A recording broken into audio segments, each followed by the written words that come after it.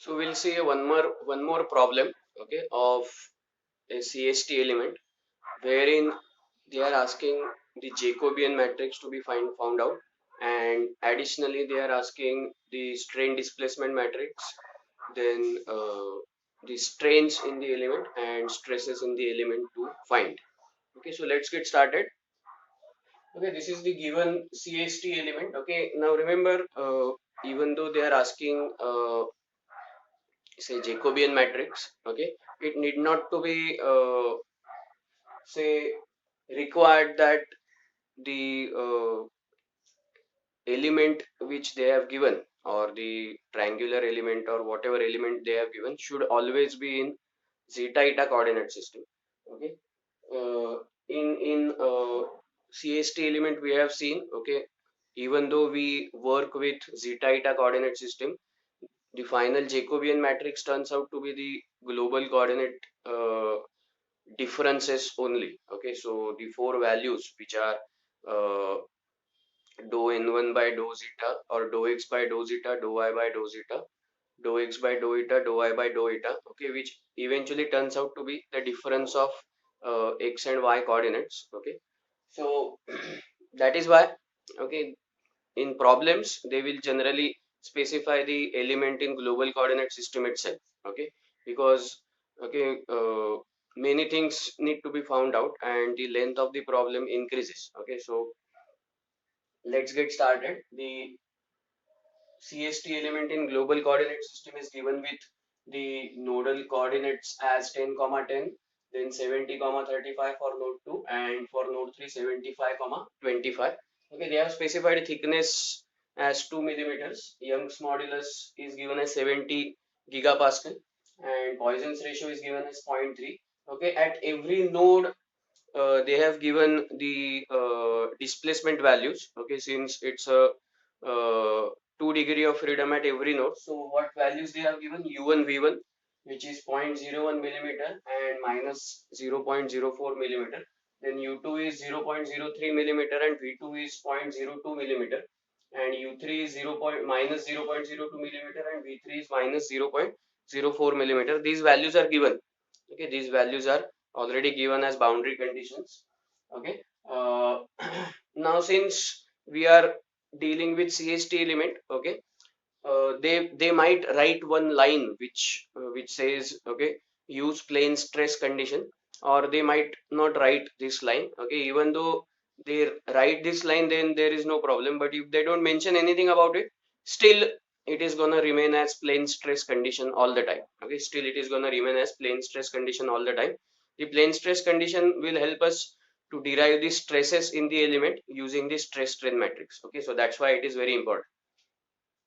Now, what we need to find out? We need to find out the Jacobian matrix for x, y, and zeta eta transformations. Then strain displacement relation matrix, which is B.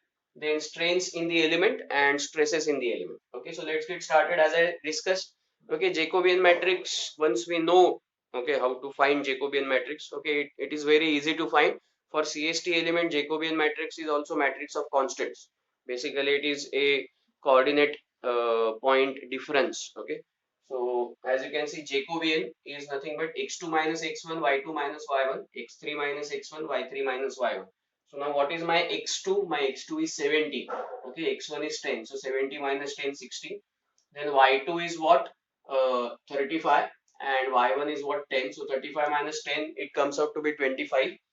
Okay, then x3 minus x1. So 75 minus 10. So that is 65. And y3 minus y1, it is 25 minus 10, so it is 15.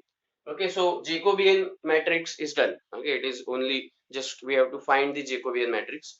Okay, now as I said, uh, okay, since the element itself is mentioned in global coordinate system, okay, finding Jacobian like this, okay, is more than enough. Okay, if it had been mentioned in zeta eta, okay, if it had been mentioned in zeta eta, then we would have gone ahead and done those transformations. We would have found out that inverse Jacobian, and then we would have found out these strains. Okay, so since it is in global coordinate system itself, so all those steps are saved, and In the question also they are only asking the Jacobian matrix. So this is the Jacobian matrix. Okay. The next thing is we need to find out the strain displacement relation matrix. Okay, so strain displacement relation matrix, okay, multiplied by the given displacements, okay, at the nodes will give us strain. Okay, will give us strain. So we don't have to actually find it separately. Okay, because as you can see in exam, okay, you might have say 10 minutes or 15 minutes, okay, only to solve this problem, max to max 20 minutes. Okay, now many things to remember over here. Okay, many things to remember over here. The first thing is how you are going to see. You need to remember Jacobian matrix. Okay, Jacobian matrix. Then you need to remember how to find out the strain displacement relation matrix. Okay, and since it is a 3 by 6 matrix, okay, then you need to carry out the multiplication, which will be a manual multiplication. Okay, so that will take some time in doing. Okay, and then also you need to find the stresses. Okay, so that there also you need to carry out the matrix multiplication. Okay, so considerable amount of calculation is required. Okay, so I would say 15 minutes would be required to solve this problem. Okay, so you need to be fast. Okay, you need to be fast in your calculation. And remember, even if you are missing one value at any place, okay, in matrix or say in other places, okay, that is entirely going to change your answer. Okay, so very careful approach is required. Okay, while entering values on calculator also you need to be very careful and attentive. Okay, while you are solving such questions which are lengthy questions. Okay, so in strain displacement, we know that strain displacement relation matrix for CST element is a matrix of constants. Okay, is a matrix of constants, and those constants are betas and gammas. So the matrix goes like beta 1 0, beta 2 0, beta 3 0. Then second row 0 beta 0 beta 1 0 beta 2 0 gamma 1 0 gamma 2 0 gamma 3, and in the third row gamma 1 beta 1 gamma 2 beta 2 gamma 3 beta 3. Okay, so ideally we would require three values for betas and three values for gammas, which are typically beta 1 beta 2 beta 3 gamma 1 gamma 2 gamma 3. So we will first find those three values. So beta 1 we know that it is y2 minus y3. So I would say y2, okay, y2 minus y3. So 35 minus 25, it is 10. Okay, then beta 2 is y3 minus y1. Okay, y3 minus y1, so it is 25 minus 10, so it is 15.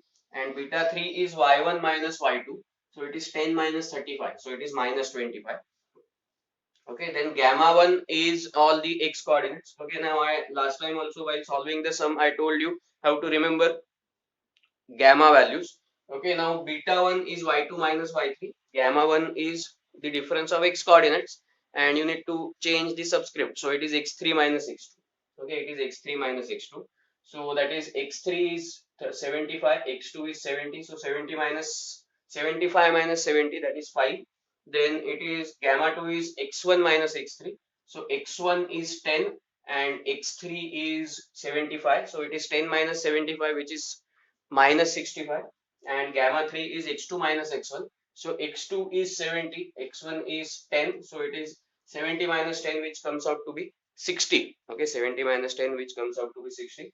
So with these six matrix you can easily write down the strain displacement relation matrix. Okay, but we also have another term which is the outside term of the strain displacement relation matrix, which is 1 upon 2a. Okay, which is the twice area of triangle. Okay, twice area of triangle, which can be easily found out with the help of coordinates. Okay, which can be easily found out with the help of coordinates, and it is going to be the determinant of this matrix. So 1 1 1, or 1 x1 y1 in first row, 1 x2 y2 in second row, 1 x3 y3 in third row, determinant of this matrix. Okay, determinant of this matrix. So it gives 1 10 10, 1 70 35, and 1 75 25. So these are all coordinates I have written, and the determinant of this matrix comes out to be minus 725. Now here also you require a calculation. So it is 170 into 25 minus 75 into 35 minus 10 into 25 minus 35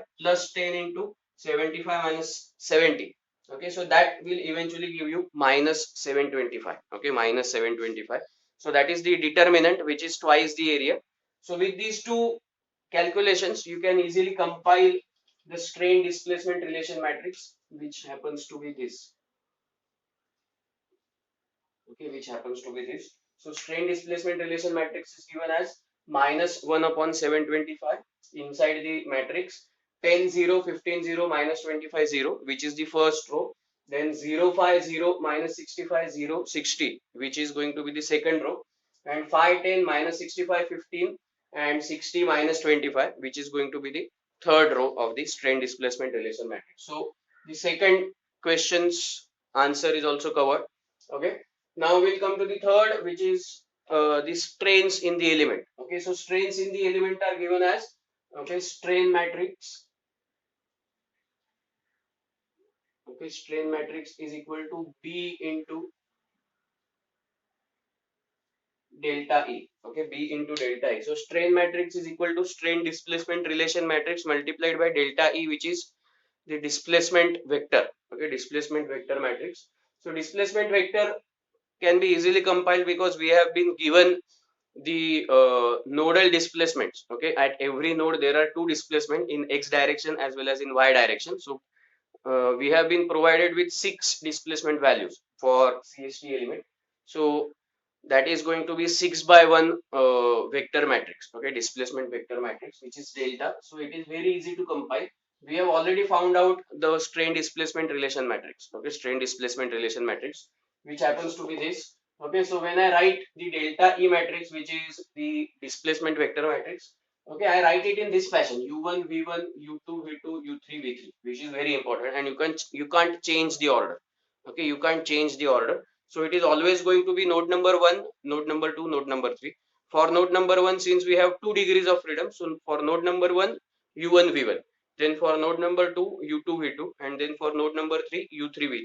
So that has to be the order in which you are going to compile uh, the displacement vector matrix. So that's what I have written: U1 V1, which is 0.01 and minus 0.04, then U2 V2 is 0.03, 0.02, and then U3 V3 is minus 0.02, minus 0.04. These all values are in millimeters. So ultimately the units, okay, ultimately the units are going to be millimeters, okay, for the length, and for force it is going to be newtons. Okay, for force it is going to be newtons. How we are going to identify the units in the given problem? Okay, you can identify units from given conditions. So now the displacements at each node, okay, which are u1 v1s, u2 v2 and u3 v3, those values are given in millimeters. Okay, those values are given in millimeters. So that tells us the length unit in this problem is expected to be millimeters. Okay, now Young's modulus is given in gigapascal. Okay, Young's modulus is given in gigapascal, which can be easily converted into Newton per millimeter square or megapascal. So that conversion we have to do. Anyway, Poisson's ratio is a unitless number, and you can also see the thickness value is given, which is 2 millimeters. Now thickness value ideally uh, for finding stresses and strains in the element is not required. Okay, but still they have given. Okay, still they have given. It may be given to confuse or confuse during the exam period. Okay, so don't have to worry about that. Okay, because if they ask us to find the element stiffness matrix, then the thickness will come into picture. Okay, but till then thickness is not gonna come into picture. So when we do this multiplication, now the orders of these matrices, okay, minus 1 upon 725 is a common factor which will stay outside. This order is what? It is 3 by 6. Okay, and this order is what? 6 by 1. So I can carry out multiplication, and the final answer is going to be 3 by 1. So I will get directly, readily, epsilon x, which is the strain in x direction, then epsilon y, strain in y direction, and psi xy, which is shearing strain in xy plane. So when I carry out this multiplication, so how I am carrying multiplication? This entire row multiplied by this column vector, okay, multiplied by minus 125, okay, multiplied by minus 125 will give me minus 0.1448 into 10 raised to minus 2. Now unit for strain, there is no unit for strain, strain is unitless. Okay, epsilon x comes out to be minus 0.1448 into 10 raised to minus 2. Similarly, the second row into this column vector multiplied by minus 1 upon 725 will give me epsilon y, which is minus of 0.5378 into 10 raised to minus 2. And similarly, this third row multiplied by this column vector multiplied by minus 1 upon 725 will give me psi xy, which is shearing strain in xy, which is 0.3035 into 10 raised to minus 2, which is what 0.3035 into 10 raised to minus 2. It is positive value. Okay, this value comes out to be positive.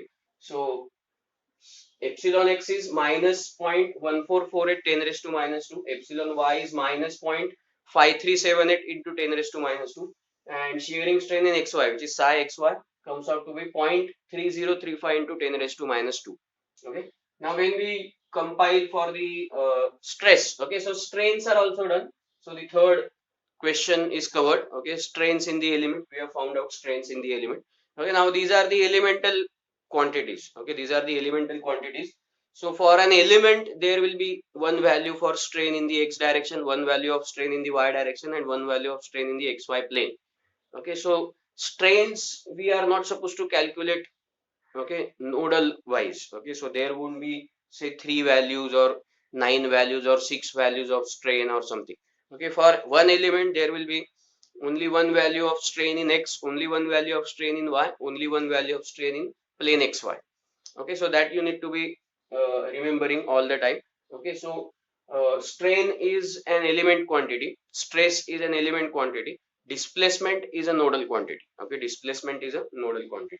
So displacement values we have 6. Okay, for every node we have 2 values of displacement. Okay, and strain we have for the entire element. Okay, strain we have for the entire element. So that we have found out, since there are 3 strain values for the element, which is x directional strain, y directional strain, and shearing strain in the xy. So those 3 values we have found out. Then we'll go ahead and find out the stress values in the plane, in the element. So stress is given by the stress strain matrix, which is matrix D multiplied by the strain. Okay, multiplied by the strain. So stress strain matrix for plane stress condition. Okay, stress strain matrix for plane stress condition is given as this matrix D. Okay, which is E multiplied by 1 minus mu square. Okay, E by 1 minus mu square inside the matrix 1 mu 0, then mu 1 0, and 0 0 1 minus mu by 2.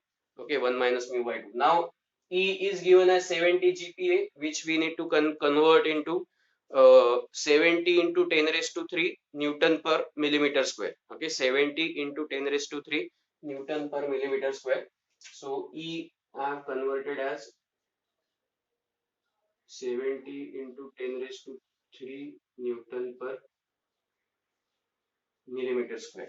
Okay, so out of that, this 10 raised to 3 I am keeping outside. Okay, this 10 raised to 3 stays outside. Okay, rest everything I have brought inside and multiplied with the mu. Okay, multiplied with the mu. So what I am doing, E divided by, so 70 10 raised to 3 divided by 1 minus 0.3 square. Okay, 1 minus 0.3 square, whatever is the answer. Out of that 10 raised to 3 I am keeping outside, rest everything I am taking inside. Okay, so it is going to be 76.92 is what the answer is. So then 76.92 23.077. So 76.92 multiplied by 0.3, that is 23.07. Then again 23.077, 76.92, and then 0 0 1 minus mu by 2 multiplied by that uncommon factor, which is 76.92, will give me 26.92. Okay, 26.92. So when I put this into the matrix, so this D matrix, okay, multiplied by my strains, okay, D matrix multiplied by my strains will eventually give me stress values. So now here also multiplication is possible. This matrix order is 3 by 3 and this matrix is 3 by 1. This matrix is 3 by 1. So I can easily get the sigma x, sigma y, and tau xy. So when I carry out multiplication in this manner, first row multiplied by this column vector multiplied by 10 raised to 3. Okay, multiplied by 10 raised to 3 will give me sigma x, which is minus 235.544 Newton per millimeter square.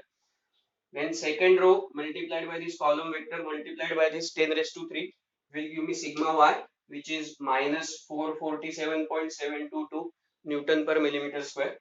And third row multiplied by this column vector multiplied by this 10 raised to 3 will give me shearing stress, which is tau xy. So it is 81.698 Newton per millimeter square. Okay, 81.698 Newton per millimeter square. So as you can see, okay, if we have been just provided with the coordinate values, okay, of CST element along with the displacement values, okay, displacement values for each node, okay, we can find out anything. Okay, we can find out the Jacobian matrix, we can find out the strain displacement relation matrix, we can find out the strains in the element, we can find out the stress in the element. Okay, we can also go ahead and find out the element stiffness matrix if they are asking. Okay, if they are asking, but I don't think, okay, a problem of that magnitude may be asked in the exam. Okay, asking these four things is more than enough. It may take 15 minutes, okay, to solve in the exam. Okay, considering this question may be asked for 10 or 12 marks, okay, in the exam.